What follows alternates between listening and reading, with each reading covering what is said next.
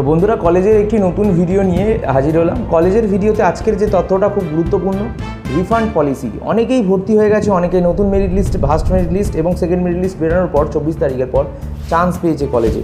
অনেকের upgradation successful হয়েছে এবং এই ভিডিওটা শুধুমাত্র তাদের জন্য যারা প্রথম মেরিট লিস্টে নাম্বার চান্স পেয়েছিল, তারা ধরো ভর্তি হয়ে গেছে। এবার তারা কিন্তু আপগ্রেডেশনটা অন করে রেখেছিল, কারণ তাদের প্রথম মেরিট লিস্টে নাম ওঠার পর সেই কলেজটা পছন্দ হয়নি। নতুন সেকেন্ড মেরিট লিস্টে যদি আপগ্রেডেশনে ভালো কলেজ পেয়েছে, এখন সাকসেসফুল আপগ্রেডেশন, তারা পলিসি রিফান্ড যে পলিসি, টাকা ফেরত পাওয়ার যে পলিসি, সেখানে জিজ্ঞাসা করছে যে কত তারিখ নাগাদ ফেরত পেতে পারি, কিভাবে ফেরত পাবো, সবটা ডিটেলসে আজকের এই ভিডিওতে বলবো।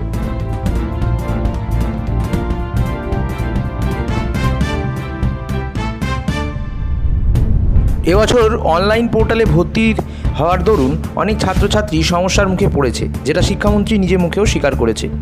একটি ইউনিভার্সিটি গ্রান্ট কমিশনের তরফ থেকে একটি নোটিফিকেশান যখন বের হয়েছিল ministry of education, government of ইন্ডিয়ার, তো সেখানে ফি রিফান্ড পলিসি 2024-25 নিয়ে এই নোটিফিকেশানটা বেরিয়েছিল, যেটা 12 জুন 2024 তারিখে প্রকাশিত হয়েছিল।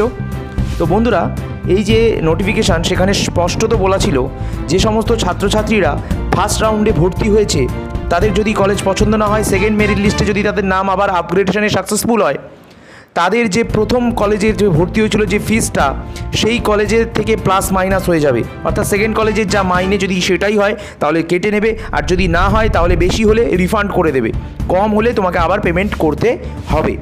ঠিক আছে, তারা পলিসি রিফান্ড যে পলিসি, টাকা ফেরত পাওয়ার যে পলিসি, সেখানে জিজ্ঞাসা করছে যে কত তারিখ নাগাদ ফেরত পেতে পারি, কিভাবে ফেরত পাবো, সবটা ডিটেলসে আজকের এই ভিডিওতে বলবো।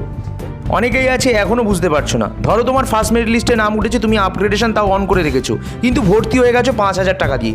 এবার তুমি সেকেন্ড মেরিট লিস্টে তোমার নাম উঠেছে, তুমি যে কলেজে ভর্তি হবে সেখানে তোমার ফিস সাবজেক্ট যা ছিল সেটা নিয়ে 4,000 টাকা, তাহলে তুমি 1,000 টাকা কিন্তু রিফান্ড পাবে, অবশ্যই ব্যাঙ্ক অ্যাকাউন্টে রিফান্ড পাবে। আর যদি তুমি বেশি লাগে আরও 1,000 টাকা, 6,000 টাকা মাইনে হয়, তাহলে তোমাকে আরও 1,000 টাকা নিজের থেকে দিতে হবে, বুঝলে? এবং তোমরা রিফান্ড অবশ্যই পাবে, এইটুকুনি সিওরিটি দিচ্ছি। আর ফিজিক্যাল ভেরিফিকেশানে তোমাদের অবশ্যই যেতে হবে। 31শে জুলাই থেকে 6 আগস্ট অবধি ডেট রয়েছে। এর মধ্যে কি কি নিয়ে যেতে হবে ভিডিওতে বলে দিচ্ছি, কি কি নিয়ে যেতে হবে ভিডিওতে বলছি, তার সাথে সাথে বলছি রিফান্ড পলিসি, কিভাবে রিফান্ড তোমরা পাবে।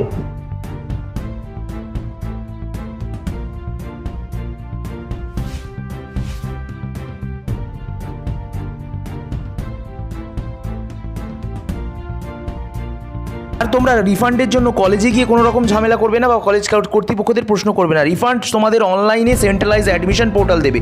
কলেজ টাকা পয়সা নেওয়ার কোনো দায়িত্ব এবছর নিচ্ছে না।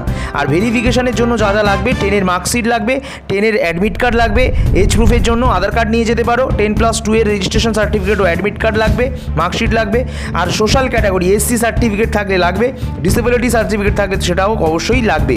তার সাথে ভ্যালিড ফটো আইডি প্রুফ অর্থাৎ আধার কার্ড অবশ্যই লাগছে, এবং তার পাশাপাশি অ্যাপ্লিকেশন ফর্মটা তোমাদের প্রিন্ট আউট করে রাখতে বলেছিলাম, যেটা প্রথমে, সেটাও কিন্তু ভেরিফিকেশনের দিন নিয়ে যাবে, আধার কার্ড নিয়ে যাবে, এবং তোমাদের অবশ্যই অ্যাপ্লিকেশনের অ্যাডমিশনের রিসিপ্টটা নিয়ে যাবে পেমেন্ট করার পর। ঠিক আছে?